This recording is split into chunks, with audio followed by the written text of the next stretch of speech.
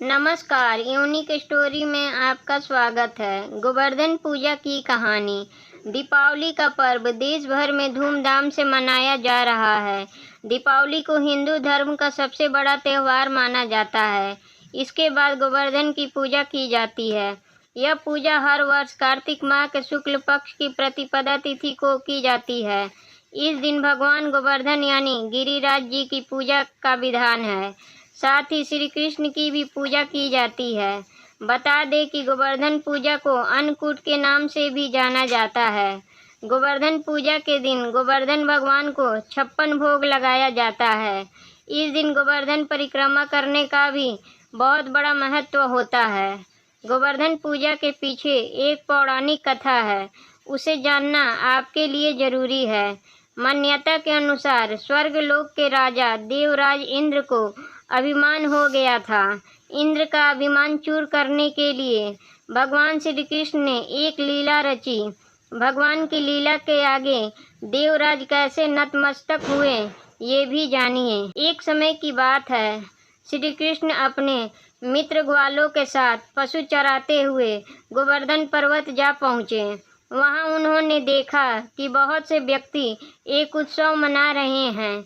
श्री कृष्ण ने इसका कारण जानना चाहा, तो वहाँ उपस्थित गोपियों ने उन्हें कहा कि आज यहाँ मेघ व देवों के स्वामी देव इंद्र की पूजा होगी और फिर इंद्रदेव प्रसन्न होकर वर्षा करेंगे।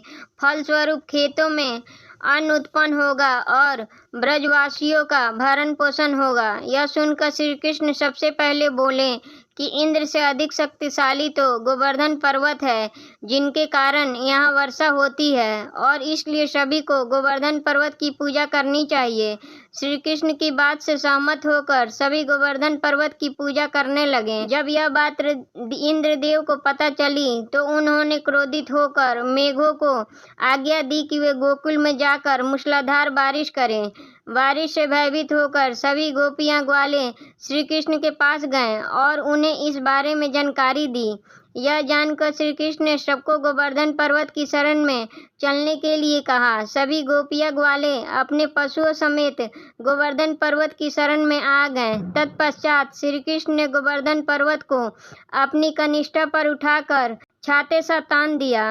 इंद्रदेव के मेघ 7 दिन तक निरंतर बरसते रहे, किंतु श्री कृष्ण के सुदर्शन चक्र के प्रभाव से ब्रजवासियों पर जल की एक बूंद भी नहीं पड़ी।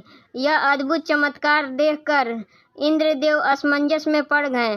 तब ब्रह्मा जी ने उन्हें बताया कि श्री कृष्ण भगवान विष्णु के अवतार हैं। सत्य जानकर इंद्रदेव श्री कृष्ण से क्षमा याचना करने लगे। श्री कृष्ण ने इंद्रदेव के अहंकार को चूर चूर कर दिया था, अतः उन्होंने इंद्रदेव को क्षमा किया और 7वें दिन गोवर्धन पर्वत को भूमि तल पर रखा और ब्रजवासियों से कहा कि अब वे हर वर्ष गोवर्धन पूजा कर अन्नकूट का पर्व मनाएं। तभी से यह पर्व प्रचलित है और आज भी पूर्ण श्रद्धा भक्ति से मनाया जाता है। गोवर्धन पर्वत गोबर का क्यों बनाया जाता है? ऐसी मान्यता है कि श्री कृष्ण को गायों से अत्यंत प्रेम था और वो गायों तथा बछड़ों की सेवा किया करते थे।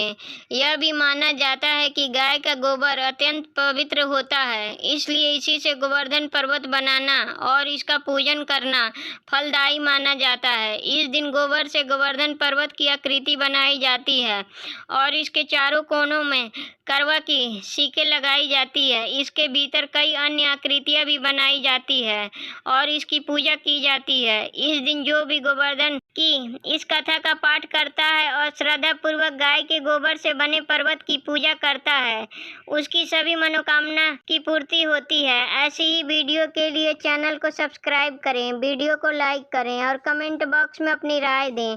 वीडियो देखने के लिए धन्यवाद।